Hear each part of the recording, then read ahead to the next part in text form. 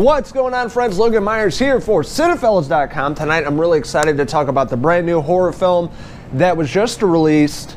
I'm talking about The Invisible Man. So the new film is directed by Leigh Whannell. If you guys have been following our YouTube channel, you guys know I'm a huge fan of his. I praise Upgrade that came out a few years ago, one of the better films of the year. You know, a lot of people didn't see it. Beautiful sci-fi flick with Logan Myerz. He worked on Saw with James Wan, Insidious, and one of my favorite films back in the day that even Leigh Whannell hates is Dead Silence, which is a fantastic horror flick. I just read an article that Leigh Whannell said it was hell making that movie and Hollywood bullshit, but I still enjoy that movie. So he's done a lot of great films. This time around, it's, I guess, a reimagining, reboot of the Universal monster film. Cecilia is trying to escape her narcissistic and sociopath and abusive boyfriend, Adrian, played by Oliver Jackson-Cohen. He was the guy in the Haunting of Hill House. He played one of the twins. He was a drug addict in that TV show, but really great in this film. He doesn't have a lot of screen time, but the parts he does, he's super intimidating and super scary. With Cecilia escaping and finally making it out of this bad situation, bad relationship, she's, you know, afraid for her life. She's kind of hiding out at her friend's house and finds out, you know, like a week later or whatever it is, that Adrian is dead. He commits suicide, so she's really shocked. Finds out that she inherits $5 million from her deceased boyfriend. Adrian's like a big guru in the optics field, so he made a lot of money. And one thing that really bothers me about movies, they're always like a beach front house, like really modern. It looks massive. It looks like a big museum. And that's the case in this movie. It's like, how do these people afford the taxes? Are they paying like 25 million bucks in taxes a year just for, you know, being on the ocean and then having this huge modern fucking house with a million windows? I don't know, there's the things I think about when I'm watching movies. I'm like, how do these people afford these houses? But anyways, with Adrian's house, I mean, the place is massive, and he's a scientist, much like the original film. She inherits all this money, and you know, she's really questioning what happened and doesn't really believe that he committed suicide, because she knows better than anybody that he is a nutcase and he will do whatever he can do to follow her and torture her for the rest of her life. Throughout the rest of the film, Cecilia starts to notice a lot of weird things happening to her, with her staying at her friend's house. You know, being in her room, she could like hear things or sense somebody or feel somebody in the room. You know, we've all had that feeling before. And she feels like somebody's there, that it's Adrian, that he's still alive. So it really sets up a lot of suspense and some eerie atmosphere that Leigh Whannell really crafts beautifully in this movie. This is a psychological thriller, horror, sci-fi. It's a lot of different genres all wrapped into one, but he really builds a beautiful, suspenseful atmosphere in this film from the start of the film all the way to the end. He really has a lot of beautiful shots in this movie, much like Upgrade. The camera work is just top-notch. For example, with Elisabeth playing Cecilia, she's in the kitchen. It's like a wide shot, like cooking breakfast, and you know that Adrian or the Invisible Man is in there in the corner, but you don't see it. And that's one of the most eerie and unsettling aspects of this film, is, you know, having a shot but knowing that something's there that you can't see. It's your like mind playing tricks on you.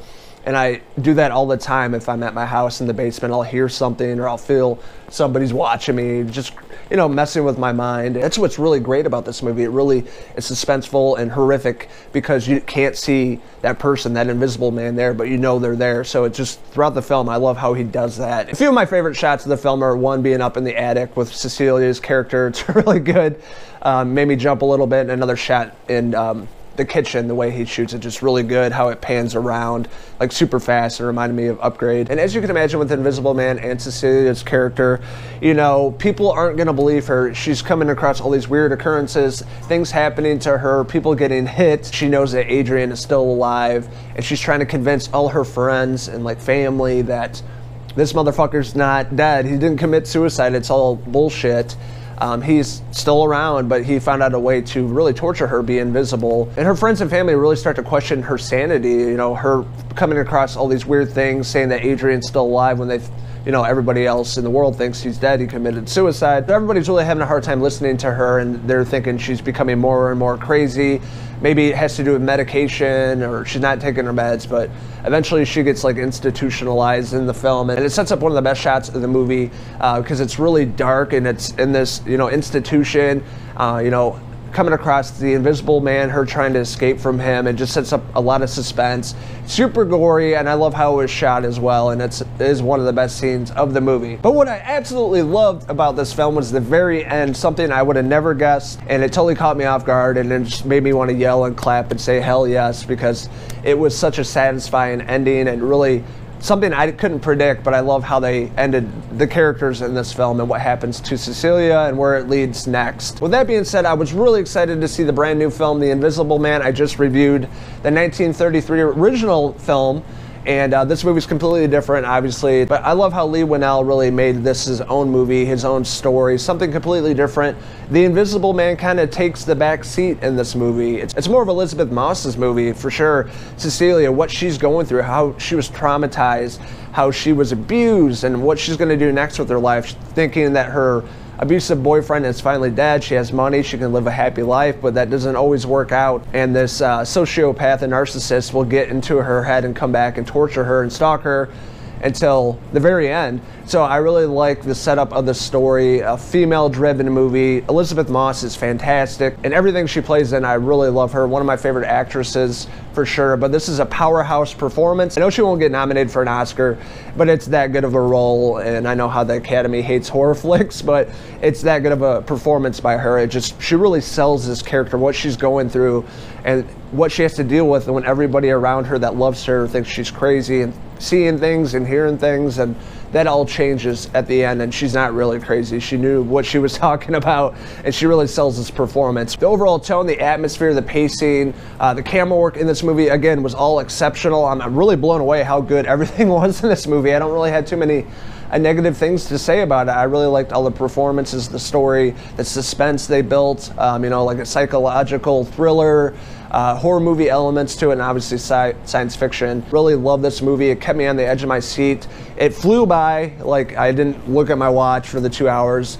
It just really kept me invested. It kept me involved with these characters and hoping for the best for Cecilia, and hopefully she comes out on top. I highly recommend the brand new The Invisible Man movie.